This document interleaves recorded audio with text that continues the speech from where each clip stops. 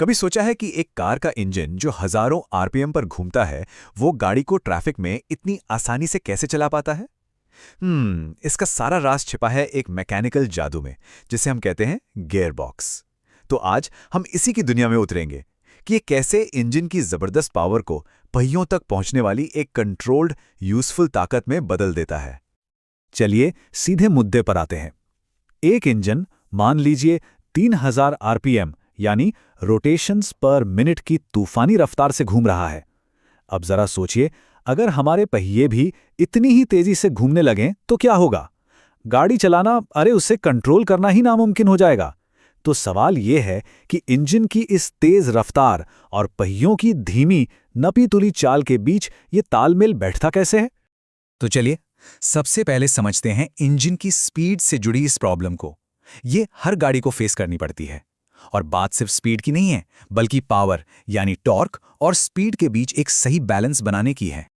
इस स्लाइड पर यह फर्क बिल्कुल साफ दिखता है। एक तरफ इंजन है जो बहुत तेजी से घूमता है, लेकिन उसमें शुरुआती टॉर्क यानी घुमाने की ताकत कम होती है। टॉर्क को ऐसे समझे जैसे किसी कसकर बंद जार का ढक्कन खोलना हो तो हमें बहुत जोर से घुमाने वाली पावर चाहिए, है ना? बिल्कुल वैसे ही पहियों को एक रुकी हुई गाड़ी को आगे बढ़ाने के लिए बहुत ज्यादा टॉर्क चाहिए होता है, भले ही वो धीरे धीरे घूमे। तो क्या हो अगर हम इंजन को सीधे पहियों से जोड़ दें? सच कहूं तो ये एक डिजास्टर होगा। गाड़ी अपनी जगह से 1 इंच भी नहीं हिलेगी। किसी चढ़ाई पर चढ़ना तो दूर की बात है। और रिवर्स गियर, उसे तो बस भूल ही जाइए। ये डायरेक्ट कनेक्शन न तो इंजन को बचा पाएगा और न ही हमें स्पीड कंट्रोल करने देगा। तो फिर इस पावर और कंट्रोल की पहेली को कौन सुलझाता है? यहीं पर एंट्री होती है हमारे हीरो की, गियर बॉक्स। ये एक कमाल का मैकेनिकल बिचौलिया है जो इंजन और पहियों के बीच की दूरी को खत्म करता है।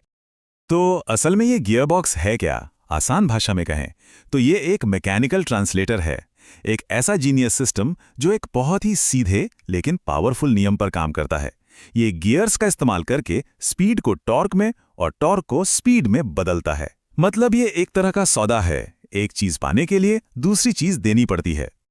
इस लेन देन को समझने का सबसे अच्छा तरीका है साइकिल के गियर्स। जब हम पहले गियर यानी लो गियर में होते हैं तो पेडल मारना कितना आसान होता है। ये है हाई टॉर्क, लेकिन हम तेज नहीं जा सकते। ये किसी चढ़ाई पर चढ़ने या रुकी हुई गाड़ी को बढ़ाने के लिए परफेक्ट है। और जब हम हाईवे पर होते हैं और टॉप गियर में जाते हैं तो हम ज्यादा स्पीड के लिए टॉर्क को कुर्बान कर देते हैं। चलिए, अब जब हम ये समझ गए हैं कि गियरबॉक्स क्यों जरूरी है, तो अब देखते हैं कि ये कैसे काम करता है। अब हम गियरबॉक्स के अंदर झांकेंगे, ये देखने के लिए कि असल में ये जादू होता कैसे है। इसे बिल्कुल सिंपल रखेंगे। यहां देखिए पावर का सफर कैसे पूरा होता है। सबसे पहले इंजन से पावर आती है इनपुट शाफ्ट में। ये शाफ्ट घूमकर अपनी पावर काउंटर शाफ्ट को देता है, जिस पर अलग अलग साइज के कई गियर्स लगे होते हैं। जब ड्राइवर गियर बदलता है तो असल में वो काउंटर शाफ्ट के एक गियर को आउटपुट शाफ्ट के एक गियर से कनेक्ट कर देता है। गियर्स का ये कॉम्बिनेशन गियर रेशियो तय करता है और आखिर में ये आउटपुट शाफ्ट उस कंट्रोल्ड पावर को पहियों तक पहुंचाता है। तो अभी तक हमने थ्योरी की बात की, अब उस चीज पर आते हैं जिसे हर ड्राइवर रोज महसूस करता है, गियर स्टिक। ये टेक्नोलॉजी मोटे तौर पर 2 टीमों में बटी हुई है, मैनुअल और ऑटोमेटिक, और दोनों के ही अपने अपने चाहने वाले हैं। यहां ड्राइविंग के 2 अलग अलग फलसफे हैं। मैनुअल में क्लच और गियर स्टिक के साथ पूरा कंट्रोल ड्राइवर के हाथ में होता है। वहीं ऑटोमेटिक में गाड़ी ये सारा काम खुद कर लेती है। लेकिन सारे ऑटोमेटिक एक जैसे नहीं होते। एक होता है ट्रेडिशनल टॉर्क कन्वर्टर, जो मक्खन की तरह स्मूथ होता है। एएमटी असल में एक रोबोटिक मैनुअल है। सीवीटी बिना किसी झटके के लगातार स्पीड बदलता है, और डीसीटी यानी डुअल क्लच तो बिजली की तेजी से गियर बदलता है।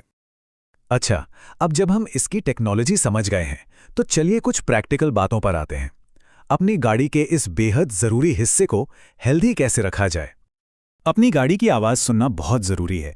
अगर गियर बदलने में दिक्कत हो रही है, शिफ्ट करते वक्त कोई घिसने या खटकने की आवाज आती है, या फिर गियर अपने आप न्यूट्रल हो जाता है, तो ये सब किसी बड़ी प्रॉब्लम के संकेत हैं। और हाँ, अगर गाड़ी के नीचे तेल टपकता दिखे तो उसे कभी भी इग्नोर नहीं करना चाहिए। तो इसकी उम्र कैसे बढ़ाएं? बस कुछ सिंपल आदतें अपनानी है। टाइम पर गियरबॉक्स का तेल बदलवाएं, क्लच पेडल को आराम से इस्तेमाल करें, और गियर बदलते समय जोर जबरदस्ती बिल्कुल ना करें। याद रखिए, आज नजरअंदाज की गई एक छोटी सी प्रॉब्लम कल एक भारी भरकम बिल बन सकती है। इसलिए कोई भी गड़बड़ दिखे तो उसे फौरन ठीक कराएं। और ये सब हमें भविष्य के एक बहुत ही दिलचस्प सवाल पर लाकर खड़ा करता है। जैसे जैसे हम इलेक्ट्रिक गाड़ियों की तरफ बढ़ रहे हैं, जिनमें अक्सर सिर्फ एक ही गियर होता है, भूमिका निभाने वाले हैं हमारा क्राइम सीन एक गियरबॉक्स के अंदर। चलिए इस जटिल मशीनरी के हर एक राज को परत दर परत खोलते हैं और देखते हैं कि इसमें नई जान कैसे फूंकी जाए। तो ठीक है, ये रहा हमारा एक्शन प्लान। ये 5 कदम हमें एक खराब गियर बॉक्स की तह तक ले जाएंगे। हर कदम एक नया सुराग है, तो ध्यान से सुनिएगा। हर अच्छी जासूसी कहानी एक सवाल से शुरू होती है ना? तो हमारा सवाल ये है, गियर बॉक्स ओवरहॉलिंग आखिर होती क्या है और इसकी जरूरत पड़ती ही क्यों है? चलिए इस केस की फाइल खोलते हैं। देखिए, इसे बस एक छोटा मोटा रिपेयर मत समझिएगा। ये तो एक पूरी फोरेंसिक जांच जैसा है। मतलब गियरबॉक्स को पूरी तरह खोलना, हर एक पुर्जे को बारीकी से चेक करना और उसे फैक्ट्री से आई नई जैसी कंडीशन में वापस लाना। तो अब हमारी जांच का अगला फेज शुरू होता है। अब हम अपनी लैब यानी कि हमारी वर्कशॉप तैयार करेंगे और सारे सबूतों से मिलेंगे, यानी गियरबॉक्स के अंदर और बाहर के सभी पार्ट से। एक अच्छा जासूस बिना तैयारी के कभी भी क्राइम सीन पर नहीं पहुंचता। ये जो स्टेप्स हैं, ये सेफ्टी और एक अच्छी शुरुआत के लिए बेहद जरूरी हैं। इन्हें नज़रअंदाज किया तो समझिए केस शुरू होने से पहले ही हाथ से निकल गया। कमाल की बात है नहीं? इस एक केसिंग के अंदर इतने सारे छोटे छोटे पुर्जे एक साथ मिलकर काम करते हैं, जैसे सिंक्रोनाइजर रिंग्स जो गियर बदलते समय उन्हें स्मूथली एंगेज होने में मदद करती हैं। हमारा काम बस ये पता लगाना है कि इस पूरे ऑर्केस्ट्रा में कौन सा पुर्जा बेसुरा बज रहा है। और ये बाहरी हिस्से सिर्फ एक कवर नहीं है, नहीं, ये हमारे केस के बाहरी गवाह हैं। बेल हाउसिंग गियरबॉक्स को इंजन से जोड़ता है और गियर लीवर ड्राइवर को कंट्रोल देता है। ये पूरे सिस्टम को बाहरी खतरों से बचाकर रखते हैं। तो अब असली काम शुरू होता है। हम गियरबॉक्स को खोलने जा रहे हैं, बिल्कुल एक तिजोरी तोड़ने वाले की तरह, ताकि हम प्रॉब्लम की जड़ तक पहुंच सकें। हर बोल्ट एक ताला है जिसे हमें बहुत सावधानी से खोलना है। एक बात याद रखिएगा, यहाँ तरतीब मतलब कि ऑर्डर ही सब कुछ है। हर पार्ट एक सुराग है और हमें उन्हें बिल्कुल उसी लाइन में रखना है जैसे वो निकले थे। अगर एक भी वॉशर या क्लिप इधर उधर हो गया तो पूरी जांच बिगड़ सकती है। ये एक बहुत ही सटीक काम है। ये है हमारी चेकलिस्ट, एक तरह से हमारा मोस्ट वांटेड पोस्टर। हम हर पुर्जे की जांच करेंगे, क्या गियर के दांत घिस गए हैं, क्या बियरिंग से आवाज आ रही है। यहीं इसी स्टेज पर हमें हमारा असली मुजरिम मिलेगा, वो एक खराब हिस्सा जो पूरे सिस्टम को परेशान कर रहा था। ये एक ऐसा नियम है जिसे कभी नहीं तोड़ना चाहिए। घिसे हुए पुर्जों को रिपेयर करने की कोशिश करना सिर्फ वक्त और पैसे की बर्बादी है। ऐसा करना भविष्य में एक और बड़ी खराबी को दावत देने जैसा है। तो याद रखिए, हमेशा रिप्लेस, कभी रिपेयर नहीं। तो हमने अपराधी को पकड़ लिया है। अब वक्त है ऑपरेशन का। नए पुर्जे हमारे पास हैं और हम इस गियर बॉक्स को एक नई जिंदगी देने के लिए बिल्कुल तैयार हैं। ये हमारे मिशन का सबसे नाजुक और सबसे जरूरी हिस्सा है। इस पर इतना जोर क्यों दिया जा रहा है? क्योंकि हमारी सारी जासूसी, सारी मेहनत बेकार हो जाएगी अगर इस स्टेप में जरा सी भी चूक हो गई। यहाँ परफेक्शन ही कामयाबी की गारंटी है। यही एक मैकेनिक का असली हुनर सामने आता है। सर्जरी से पहले ऑपरेशन थिएटर को बिल्कुल साफ किया जाता है ना? यहाँ भी वही रूल है। गंदगी का एक छोटा सा कण या पुराने तेल का एक धब्बा भी हमारे पूरे काम पर पानी फेर सकता है। तो यहाँ सफाई के मामले में कोई समझौता नहीं। अब हम इस पहेली को फिर से जोड़ना शुरू कर रहे हैं, एक एक करके। सबसे पहले मुख्य शाफ्ट्स को तैयार किया जाता है। ये पक्का करना होता है कि हर गियर, हर स्लीव और हर वॉशर अपनी सही जगह पर हो, बिल्कुल एक कोट की तरह जिसे हम फिर से बना रहे हैं। अब इन तैयार शाफ्ट्स को बहुत ही सावधानी से उनके घर यानी कि हाउसिंग में वापस रखा जाता है। यहाँ पूरा ध्यान इस बात पर होता है कि सभी गियर एक दूसरे के साथ बिल्कुल परफेक्ट तरीके से जुड़े, जैसे एक टीम के खिलाड़ी जो मिलकर काम करने के लिए तैयार हैं। और अब हम केस को बंद करने के बहुत करीब हैं। इस स्टेप में टॉर्क रेंच हमारा सबसे अच्छा दोस्त है। ये पक्का करता है कि हर बोल्ट बिल्कुल सही कसावट के साथ लगे, न ज्यादा ढीला न ज्यादा टाइट।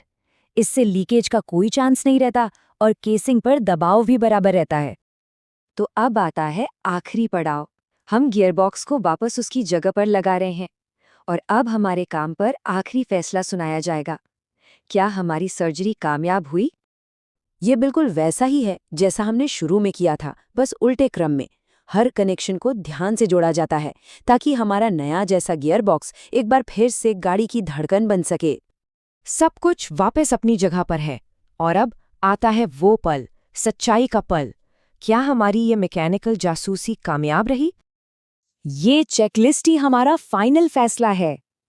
अगर इन सभी पॉइंट्स का जवाब हाँ है, गियर मक्खन की तरह लग रहे हैं, कोई फालतू आवाज नहीं और कोई लीकेज नहीं, तो इसका मतलब है केस सॉल्व हो गया, मिशन कामयाब।